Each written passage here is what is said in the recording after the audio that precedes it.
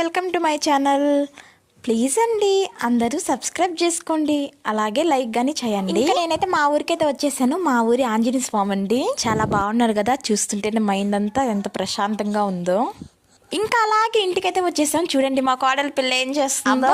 నవ్వులు చూడండి, అబ్బా.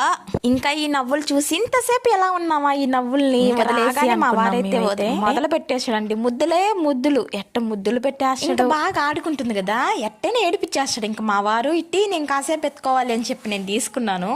ఇంకా నేను కూడా ఆగుతానా, నేను కూడా ముద్దులన్నీ పెట్టేసుకున్నాను. ఇంకా మా కోడలు చిన్నదే కానీ అన్నీ తెలుసండి.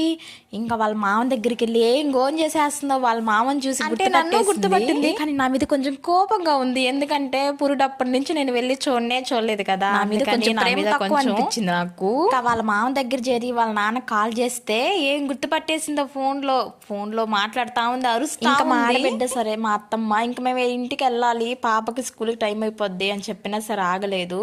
ఇంకా మీరు చెప్పకుండా చేయకుండా వచ్చారు కదా అని చెప్పని అప్పటికప్పుడు కాసేపు అయితే నేను టైం అంతా స్పెండ్ చేశాను. ఇంక నా చేయి పట్టుకుని వదలలేదు. ఇంక ఇంటికి వెళ్ళేటప్పుడైతే మాకైతే చిన్న బాధే లేదు, ఎందుకంటే పాపని తీసుకొచ్చుంటే ఉండేవాళ్ళమి. నైట్కి వచ్చి మార్నింగ్ అయినా వచ్చేసేవాళ్ళం. బుడ్డాన్ని చూడండి, బుడ్డానికి మేము ఊరికి వెళ్ళేది తెలియదు కానీ బండి తీసాడు మా వారు. ఇంకా బండి ఎక్కాలని దూకుతా ఉంది మా వారు. బండి ఎక్కాలి, నువ్వా బండి కావాలి నీకా అని చెప్పని చిక్కిందే సొందని చెప్పి చిన్నగా ముద్దులు పెట్టి నాకైతే ఊరి దగ్గర ఉండాలనిపించింది. పాపను కానీ తీసుకొచ్చుంటే ఆ రోజు నైట్ ఉండేసి మార్నింగే వచ్చేవాళ్ళమి.